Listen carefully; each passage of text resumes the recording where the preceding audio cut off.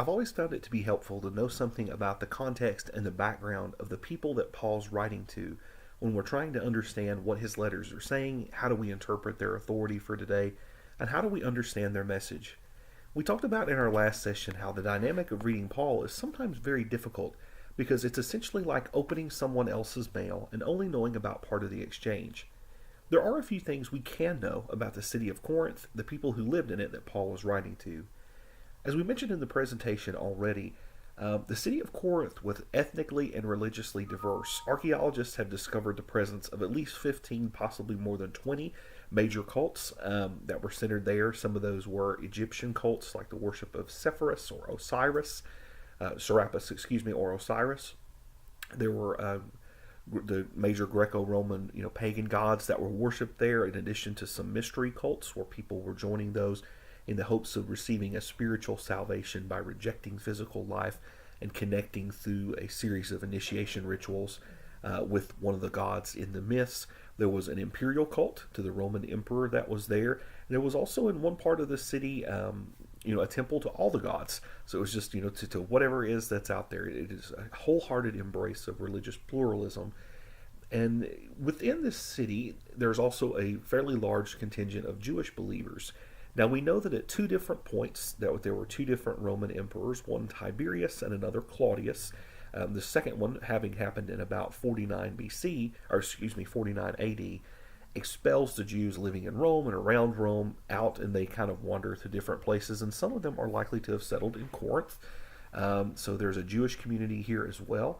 You couldn't have a more diverse city, and you also couldn't have a more rapidly growing city in terms of economic growth. It controls two smaller port cities, one on its eastern coast and one just to the north of it, and it allowed people to quickly transport goods without having to sail all the way around the Greek mainland in a dangerous ocean. So it really was a city that grew quickly and in which money could be made. Like in other situations where that happens, even in our day and time, that can also lead to pretty severe economic disparity between the haves and the have-nots, where the rich continually get richer and the poor continually get poorer. And that is essentially what was happening in Corinth. Even folks who were just travelers, writers, and critics, including some pagan writers who were traveling through the region at the time, were somewhat harsh on their appreciation of the city. They said, while it's lovely and it's culturally, reminiscent of Rome, it's also kind of shallow. It's a place of great disparity between rich and poor. And it's also not necessarily a very nice place to be. The city was marked by corruption, and it was marked by immorality.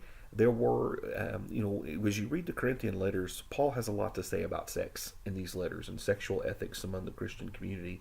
That, in fact, becomes the first major point of conflict in this text, because there is a young man in the story who is shacking up with his father's wife. His father seems to have passed away, so he is living with his stepmother as a sexual and romantic partner.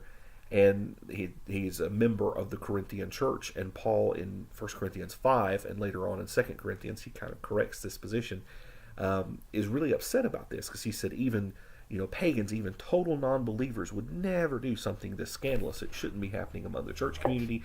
He needs to be disciplined. And apparently they took that a little too far and kicked him out of the community. And in 2 Corinthians, Paul has to write to them and say, okay, bring him back in. You need to go out and get this guy. He's learned his lesson. But Paul is really, really concerned about sexual ethics, perhaps because in this culture in Corinth it was such an issue. Aphrodite was one of the main goddesses that were worshipped here, and with the worship of Aphrodite and Eros and many others, cultic prostitution was a major part of that worship. And Corinth was well known for having a host of brothels and those types of services available. It was a city in which you wouldn't necessarily feel comfortable walking alone at night. It was not necessarily a nice or safe place where most people would want to be. All of the issues that are present in the city are also present in the Corinthian church. Some of the things that Paul writes about are a sense of divisiveness in the church, where people are saying, well, we're with this party or we're with this party. And Paul's saying, no, you're one. Unity is a huge underarching theme of especially the First Corinthian correspondence, where he has to remind them continually that they belong to one another, they belong to Christ, they're all building on that same foundation. They'll all individually be judged on Judgment Day by how they built on that foundation with the character and quality of their lives. He has to remind them that they're the body of Christ and that they're all members of one body and that all of them have an important part to play as his physical body here on the earth. That's a big theme in Corinthians, as well as is a very famous passage from Corinthians that's often used in weddings about the nature and the supremacy of love. Love being above all things, it hopes all things, it endures all things, believes all things. The love that he specifically talks about is not necessarily romantic love, but agape is the word that he uses. There are 4 words in the Greek language for love, and they all mean different kinds of things. The Greek language is interesting because there are smaller words like ami that could mean like 40 different prepositions or modifiers, but then when it comes to love, they're incredibly specific. It means something very different when I say, I love green beans or I love my wife. Those are very different kinds of things, but we use the same word in the English language. In the Greek, they have some more specific words. Some of the types of loves. And if you're interested in this, C.S. Lewis actually does a pretty good book about this called The Four Loves. There's phileo, which is sort of like intellectual, conceptual love, like I love music. There is the love that you have towards your brethren. There is love of a concept. There's passionate love, which is eros, and there's also agape, and this is the word that is Christian love. It is a self-giving, self-donating love, like what God evidences towards people through the Christ event. So it is giving of oneself for the sake of another. It is an unselfish kind of love, and that is what Paul continually talks about here. That's the most important thing. Why is he harping on that? Because it's not happening in the community in the way it's supposed to happen, and it's causing the community to their witness, their testimony of what they're saying about Jesus. People are saying, yeah, right, you people are horrible to each other. Why do we want in that club? And he's writing to correct those kind of issues. We're saying what should characterize the Christian community there in Corinth is the expression of agape, of love toward one another, of unity, of everybody playing their part and doing that really well, and also, in his hopes of moral purity. Towards the end of 1 Corinthians, Paul starts writing about some abuses that happen when they gather for the Eucharist or the Lord's Supper or communion or whatever you're familiar with calling that, which is the ritual meal where Christians will reenact, in a sense, and remember the night that Jesus was betrayed, in which he said, this cup is the new covenant of my blood, this bread is my body. And he's doing that to establish a new way of being in relationship with God, and they reenact that. And, here in the early 50s, not even fully 20 years after Jesus' death and resurrection, we already have Christians regularly gathering to celebrate this Eucharistic event. There are some abuses that happen. Particularly at this time, they had what was called a love feast. And that's not anything, too weird, like we would think of maybe today if somebody used that phrase.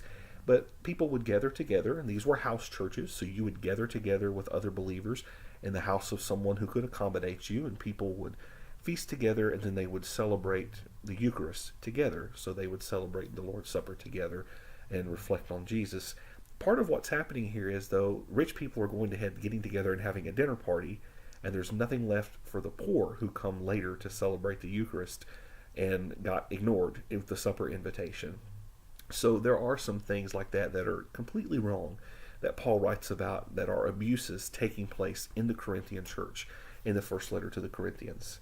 Another thing that is extremely, extremely important here is Paul's insistence on his teaching about the resurrection and the centrality of its importance to the Christian experience, both in regard to their own resurrection and in regard to the validity of the faith.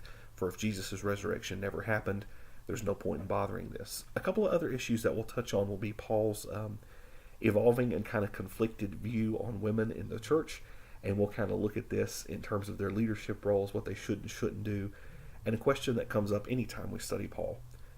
Is all of this for all people and all Christians in all times and all places? Was some of it situational? How do we know? How do we pick and choose?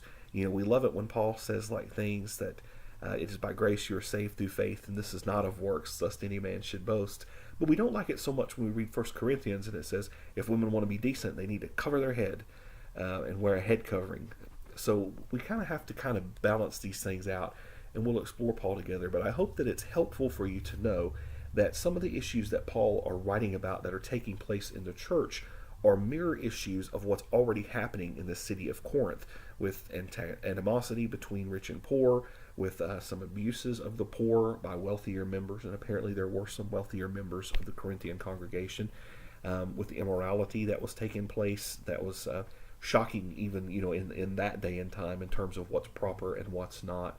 And he's writing to address this and to call them to function together in unity and to be a community that expresses agape love toward one another when they seem to be struggling to do that. They're sort of turning on each other instead of having one another's backs.